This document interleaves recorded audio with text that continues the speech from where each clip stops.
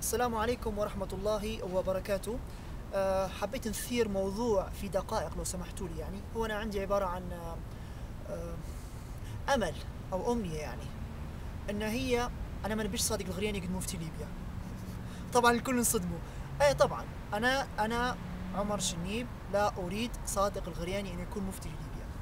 طبعا بعد عصر القذافي أكيد طبعا مش حتتهموني أو تسبوني، حتاخذوا نفس وتقولوا لي ليش. فانا نجاوب نعطي رايي، بعدين انتوا تحكموا صح ولا خطا، صح ولا انا غلطان. المفروض الثقافه تغيرت بعد القذافي، ربي يستر. على العموم هذا املي، يعني ان تكون الثقافه تغيرت. اوكي. المهم، ليش انا ما نبيش صادق الغرياني مفتي الديار الليبيه؟ طبعا انا متفق معاكم تماما ان كما تقول هو انسب رجل للمرحله الحاليه، هو اكثر شيخ عليه الاجماع في ليبيا. طبعا مش من قبل انصار القذافي، من قبل اعداء القذافي. اوكي. لاحظوا اني ما قلتش عليه الاجماع، اكثر شخص عليه الاجماع. يعني انا ما تحدثتش باسم كل الشعب الليبي، لكن انا كل اللي نعرفهم كلهم يحبوا صادق الغرياني. فافترضت من عندي، قد يكون افتراضي خاطئ، ان اغلب وليس كل الشعب الليبي موافق ان يكون او يتمنى ان يكون صادق الغرياني هو مفتي الديار الليبيه.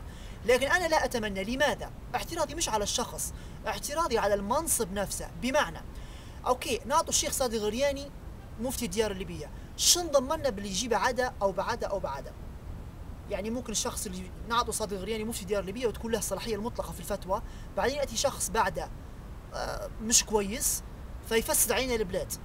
كيف ما في دول بحذانه لما مسك الفتوى بتاعهم شيخ مش كويس رجعهم 1000 سنه لورا وجاب لهم العار. هو طبعا ما جاب لهمش العار، هو مسؤول عن تصرفاته، بس يعني حبيت نوريكم مدى فداحه او خطوره تسليم الفتوى الى شخص واحد فقط.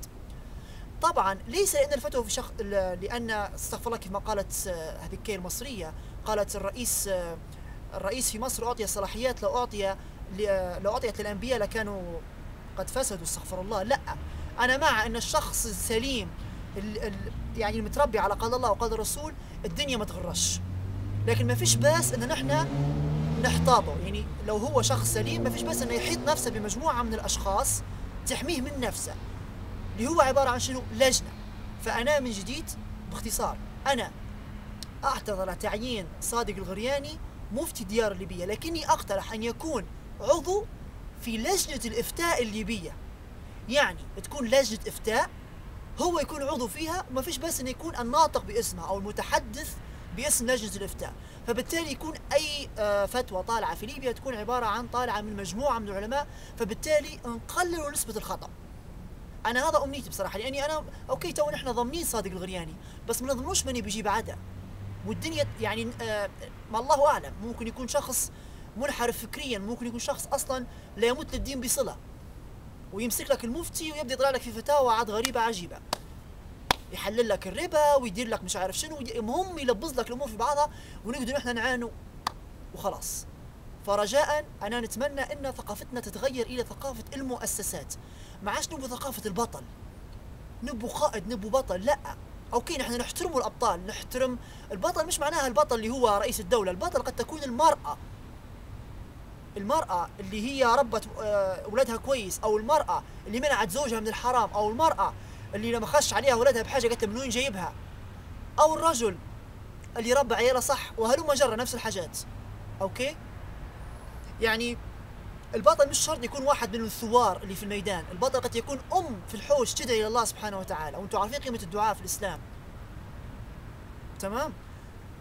فأتمنى أن فكرتي تكون وضحت، أن نحن نبوها دولة مؤسسات، بمعنى أن القرار ما يكونش في يد شخص. يعني السياحة تنحط في يد خبراء في السياحة، الاقتصاد ينحط في يد خبراء من الاقتصاد.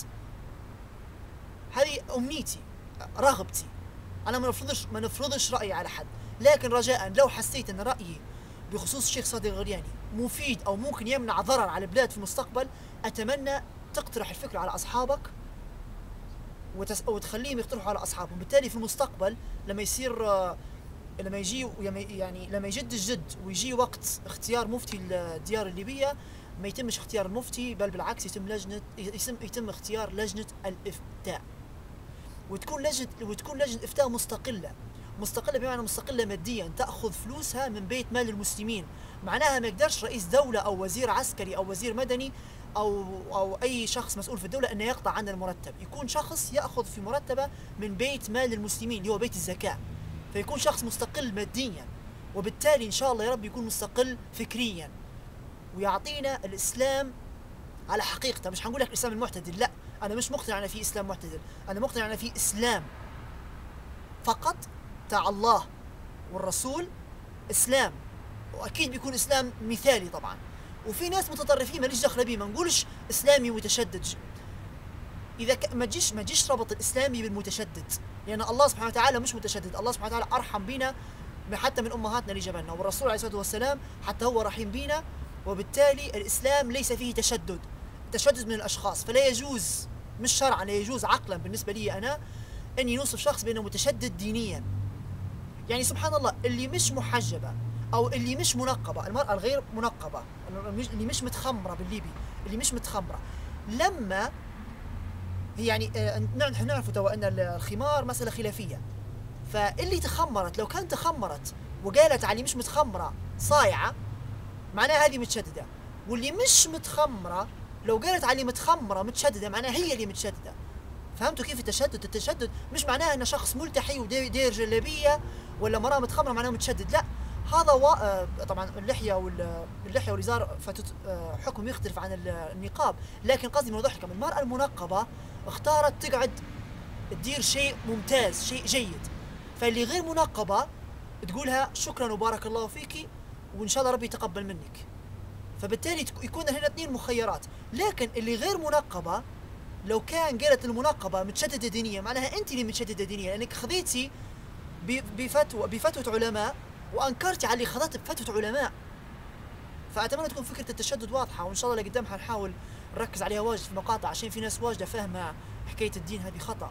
مش عارف مين جابولي إن الدين يمنع دراسة المرأة وصوت المرأة أعور ومرأة ناقصة عقل ودين، يفهموا فيها أن نقص عقل ودين قصدي أنه مسبة ومذمة. على مواضيع طويلة يطول شرحها، أتمنى أن نحاول نعرضها بطريقة يعني أنا عندي معلومة نفيدكم بها، وأنتوا أكيد بالتعليقات في ناس طبعا أكيد حتضيف لي معلومات وأنا نستفيد بها، وممكن يمسح المقطع ويتعاود من جديد بإضافة المعلومات الجديدة اللي كان فيه. وسامحوني كان طولت عليكم، وحشتنا يا ليبيا، وإن شاء الله في شهر واحد نروحوا لك إن شاء الله. طبعا يعني حوالي 3 شهور مازال أو شهرين وشوية يعني. فمش عارف شو بيكون شعوري لما نخش ليبيا ويكون معمر مش فيها يعني. مش عارف، مش قادر نتخيل يعني. نيالكم كما يقولوا، نيالكم يعني لا تعليق على العموم، خلاص عشان ما يصيرش في دموع التماسيح. على العموم السلام عليكم ورحمة الله وبركاته، ونتلاقوا قريبا ان شاء الله. ورد بالكم من بعضكم، اهم شيء ما تخلوش حد يفتن بيناتكم. اسمع للرأي الاخر، لما حد يتكلم لك يقول لك رأي كذا قول له بيتفضل اشرح لي معلش. حتى واحد يقول لك انا علماني واحنا عارفين شنو هي العلمانيه، اسمع منه قول له شنو قصدك بالعلمانيه؟ صدقني هو نفسه ما هوش فاهم فيش يقول. اللي يقول لك انا علماني هو نفسه ما هوش فاهم مسكين فيش يقول. فهمتوا علي؟ فتكلم معه قول له شو معناها علمانيه، ممكن هو فاهم غلط، ممكن توضح له صوره. اوكي؟ فيلا السلام عليكم ورحمه الله وبركاته، وفي امان الله ان شاء الله.